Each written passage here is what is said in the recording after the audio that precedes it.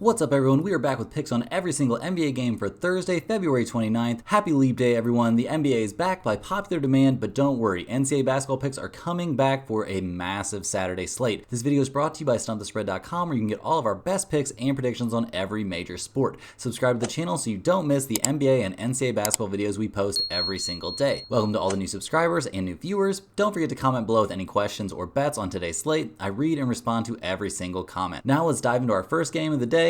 The Milwaukee Bucks at the Charlotte Hornets. This is actually the second game of a home-and-home series. We saw Milwaukee take care of business in game one, winning in an absolute blowout. Now they have to go to Charlotte. In that blowout win, we saw the Bucks really just dominate. They jumped out to an early lead, doubling up the Hornets in the first quarter. This was not really competitive at all. Milwaukee shot 40% from the field. We saw Giannis and Dame both go off. We saw Bobby Portis go crazy at coming off the bench. Up and down the roster, the Bucks just played really well, and that's kind of what you have to hope for going up against a terrible opponent. Milwaukee has absolutely obliterated Charlotte in every game so far, winning by 31 in their first meeting, by 40, and then by around 40 again. So they seem to have this matchup figured out. The Hornets did not play well in that game at all. They have not been playing well in general lately. Milwaukee is only 11-17 against the spread on the road this season, which is obviously a terrible number. But right now, it kind of feels like they're out to prove a point. Milwaukee is not having the season they set out to have. They've already had a coaching change. Doc Rivers has been trying to figure things out. But right now, Milwaukee, they might be hitting something of a stride. They are sitting currently in the third spot in the East, so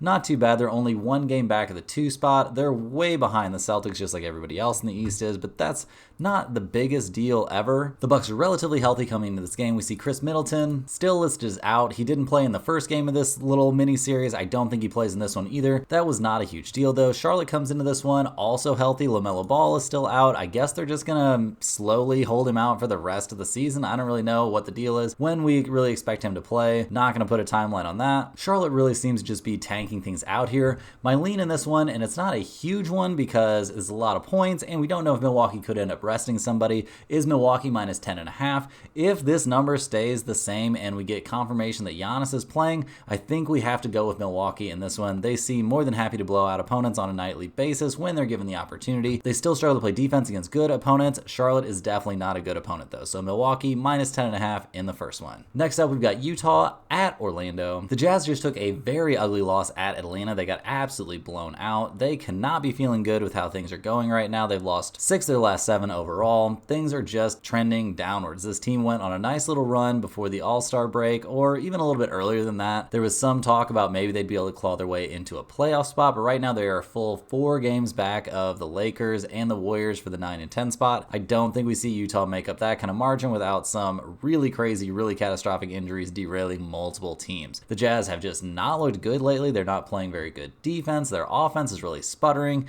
There's just not a lot of positives to find right now, which is kind of sad for a team that looked so exciting, like an up-and-coming young squad. Maybe they still are. Maybe they can make a move or something like that in the offseason, or a couple of moves, and they'll have some decent draft picks.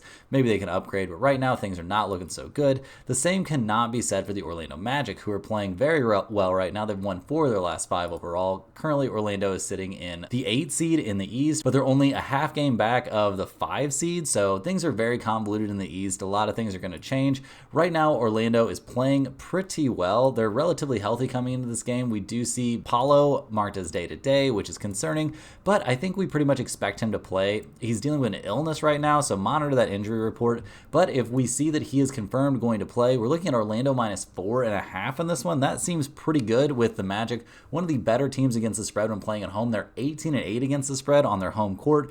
And Utah is very bad against the spread when they're playing on the road. The Jazz are only 12-17-1 against the spread on the road, and they're playing terrible right now. You could maybe make the case that Utah is in a bounce back spot, but I think just in general, they're not good. Like right now, this team is struggling. I don't think that changes in this one. We're taking Orlando to get the win and cover. If Paulo is confirmed to play, we're taking it as one of our bigger plays of the day. Next up, we've got Atlanta heading to Brooklyn. Atlanta comes into this game winners of 2 in a row. They just blew out the Jazz. They also got a very solid win against the Orlando Magic. Trae Young is basically out for the season. He's missed both of those wins, and there's starting to be some really weird whispers around the Atlanta franchise about how maybe they're actually a better team without Trae Young. Kendrick Perkins seemed to be hinting that possibly Trae could be headed to the LA area to team up with, I guess the idea would be LeBron here in some way, shape, or fashion.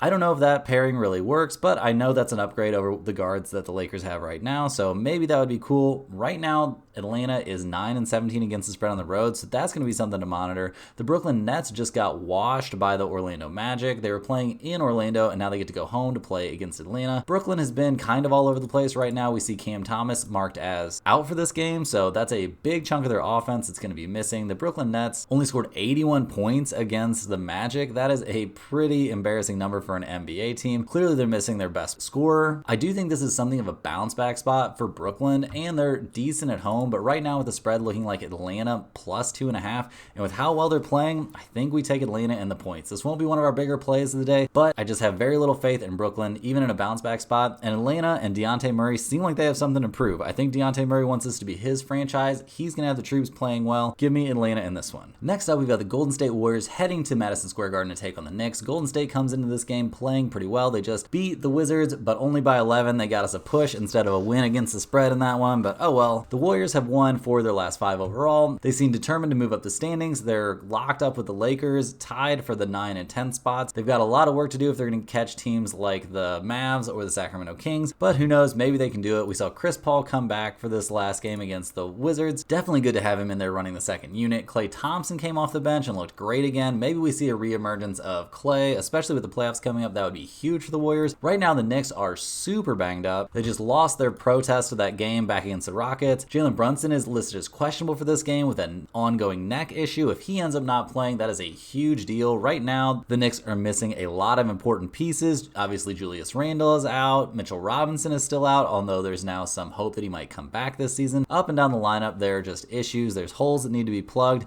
If Jalen Brunson isn't out there, the Knicks will not be winning games. The Warriors are a staggering 18-8 against the spread on the road, and the Knicks are banged up right now. Currently, the spread is Warriors minus 4.5. Give me Golden State in this one. This could be one of our bigger bets of the day, assuming that we see that Jalen Brunson isn't playing. But even if he does play, the Warriors are looking good right now, and the Knicks have had their issues. So give me Golden State in this one. Next up, we've got the Oklahoma City Thunder heading to San Antonio to take on the Spurs. This is a rivalry matchup between Wemby and Chet Holmgren. It's going to be an interesting one. The Thunder come into this game winners of 6 in a row. They just swept a home-and-home series against the Houston Rockets and are playing great. SGA is getting some MVP talk, and it's very well deserved. He's looking absolutely unstoppable out there, getting to wherever he wants to get to, making all kinds of crazy shots, easy shots, difficult shots. Everything looks smooth and just super playable for him. He is a monster. The Spurs come into this game fresh off another loss. They've now lost 5 in a row. They have been playing some relatively decent teams, but getting blown out by 20 or 19 points against the Utah Jazz, that's not a very good look. Wemby's doing what he can. This squad really doesn't have much going for it right now. They are healthy coming into this game, but man, like, when you look at their depth chart, there is not a whole lot of names on there that jump out except for Wembanyama. This squad is not very good. They're only 12-14 against the spread playing at home. Right now, the spread on this game is sitting at Oklahoma City minus 10.5. The Thunder are a very solid 16-11-1 against the spread on the road. We're going to take the Thunder to get the win and cover in this one. I know it's a big number, so this won't be one of our bigger bets. I do think we see a high-effort game from Wemby in this one, but I don't think it'll be enough against the overwhelming scoring punch of the Thunder. Next up, we've got the Houston Rockets heading to Phoenix to take on the Suns. The Rockets come into this one fresh off back-to-back losses. They've actually lost 4 of 5 overall. Their one win in that stretch was at home over the Phoenix Suns, so that's pretty interesting. Phoenix comes into this game looking pretty banged up. They have just won their last game. They beat the Lakers by 10, so that's pretty solid, but there's a lot of question marks. Are we going to see Bradley Beal play? Are we going to see Nurkic play? Those are big questions that need to be answered before we're going to be making big wagers on this one. Nurkic is listed as probable, so I think we can count on him to be out there. Bradley Beal, dealing with his hamstring injury, is questionable. I kind of think we see him sit this game out. We're not 100% sure right now. The Suns have not been a very good team against the spread playing at home. They're only 12-17-1 against the spread on their home court, but we see Houston being a league worse 9-18-1 against the spread on the road. Houston's getting 6.5 points in this game, so that's a little bit tempting. Guys, I'm going to be honest with you. I'm not going to have any money on this game, even if we do get the injury report that we want. If you force me to bet this, I guess I slightly like Phoenix to get the win and cover, but Houston did just play them so tough and are getting 6.5 points. But the Rockets are terrible on the road, but they do have Fred VanVleet back.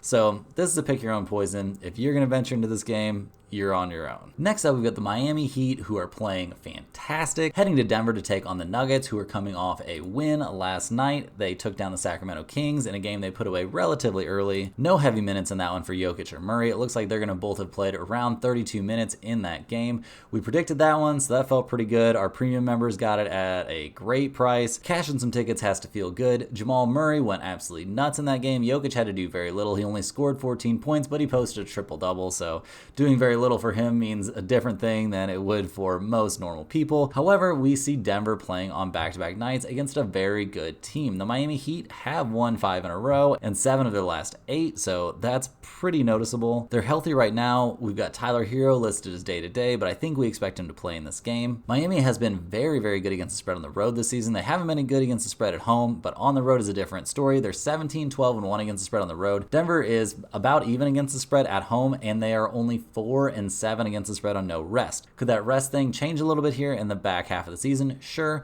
Do they really have that much to play for, though? They are only 2.5 games back, only kind of in quotation marks here, of the Timberwolves and the Thunder. I don't think Denver minds being in the 3 seed. We are going to take Miami and the points on the road in this one, where they're getting 6 points. I think that's too many. Give me Miami in this one. Next up, we've got the Wizards heading to LA to take on the Lakers. The spreads aren't out for this game yet, as the Lakers are currently playing right now, so they're going to be playing on back-to-back nights. Looking at Washington, though, they have had a pretty tough stretch. This team has actually dropped 12 straight games. They have been competitive in some of them. They kept things relatively tight against the Warriors. They kept things relatively tight against the Cavaliers, but they're just not good, guys. They're not really trying to win games. They're not really good. It seems like they're kind of starting to hold players out. We see Jordan Poole not even getting starting minutes right now, which is pretty sad. But interestingly enough, Washington is actually very good against the spread on the road. They're 18, 11, and 1 on the road against the spread, which is a very good number. It's not league best, but it's right up there.